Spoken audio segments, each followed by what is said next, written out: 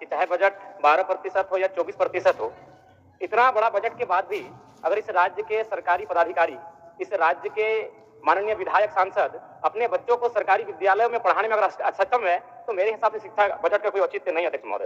अध्यक्ष महोदय, आज से लगभग 10 साल पहले इलाहाबाद हाईकोर्ट ने मंगलवार के दिन एक बहुत बड़ा फैसला सुनाया था। कोर्ट ने कहा था कि यूपी के सभी जनप्रतिनिधियों, सरकारी अफसरों, कर्मचारियों और जजों को अपने बच्चों को सरकारी प्राइमरी स्कूलों में पढ़ाना होगा। ऐसा ही कुछ प्रावधान अगर झारखंड में किया जाए अध्यक्ष महोदय, तो संभवतः इस बजट की सार्थकता भी होगी और संभवतः शिक्षा के क्षेत्र में एक क्रांतिकारी बदलाव देखने को मिलेगा। अध्यक्ष महोदय, मैं एक आपके माध्यम से सरकार को एक मामला संज्ञान में देना चाहता हूँ। स्कूली शिक्षा एवं साक्षरता विभाग, इसमें 5 इकाई होती है अध्यक्ष महोदय। प्राथमिक निदेशालय, माध्यमिक निदेशालय, जेईपीसी, जैक और जेसीआरटी।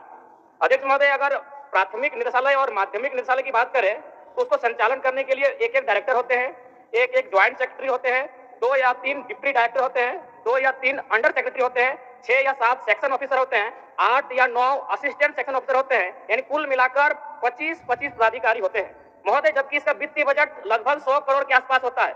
लेकिन अध्यक्ष महोदय, अगर जेईपीसी की बात करें, Jharkhand education project council, Jharkhand शिक्षा परियोजना परिषद, तो इसको संचालन करने के लिए मात्र 2 आपके पदाधिकारी हैं, एक डायरेक्टर है, एक एडमिनिस्ट्रेटिव ऑफिसर है, बाकी सब कॉन्ट्रेक्चुअल बेसिस पर है महोदय, और सारे के सारे गैर झारखंडी हैं। यहाँ पर फ्रांस और वियतनाम की कहानी याद आती होगी आपको कि किस प्रकार फ्रांस के लोग जानबूझकर वियतनाम के बच्चों को पास आउट होने से रोकते थे ताकि वो आगे जाकर फ्रांस का मुकाबला ना कर पाते थे महोदय। इसलिए इस मामले को संज्ञान में ले, और ये जो कॉन्ट्रेक्चुअल है वहां पर बताइए, 2 विभाग को आपके 50 ऑफिसर संभाल रहे हैं और एक विभाग जहां 2500 करोड़ का वित्तीय बजट होता है 1 साल का। ये बहुत गंभीर मामला अध्यक्ष महोदय, जांच किया जाए। 2500 करोड़ का वित्तीय बजट है, वहां 2 अफसर चला रहे हैं और सारे कॉन्ट्रैक्ट में हैं, और सारे के सारे यूपी, बिहार, राजस्थान, गुजरात, झारखंड का नगण्य लोग हैं। तो ये झारखंड राज्य बनने का कोई औचित्य भी नहीं दिखता है। अध्यक्ष महोदय, आरटीई, राइट टू एजुकेशन, जो 2009 में आया था, इसका प्रावधान ये था कि जो प्राइवेट सेक्टर होंगे वहां 25% उन बच्चों का एडमिशन लिया जाएगा जो निर्धन परिवार से आते हैं। लेकिन मेरा मानना है, अब जांच कर लें, इसका अनुपालन नहीं किया जा रहा था। सरकार को मैं संज्ञान देना चाहूंगा कि आरटी एक्ट जो 2009 में आया है, और चूंकि ये एक्ट भी महागठबंधन की सरकार में आया है केंद्र में, तो जाहिर सी बात है मैं चाहूंगा कड़ाई से इस एक्ट का अनुपालन कराया जाए ताकि गरीब बच्चे लाभान्वित हो सके। अधिक में बस 30-40 सेकंड लेंगे, बयानी रही, थोड़ा सा कृपा करें।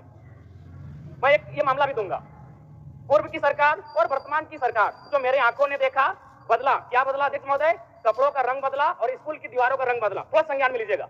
पूर्व की सरकार में कपड़ा का रंग था गेरुआ रंग, और वर्तमान की सरकार में कपड़ों का रंग है हरा। अध्यक्ष महोदय, गंभीर मामला।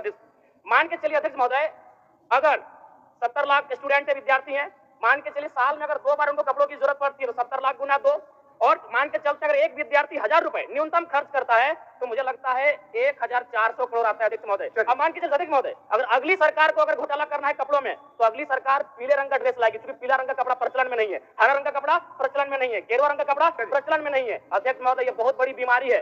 शिक्षा में इस प्रकार से लोग हावी है तो समझ सकते हैं इस राज्य का क्या होगा। धन्यवाद अध्यक्ष महोदय।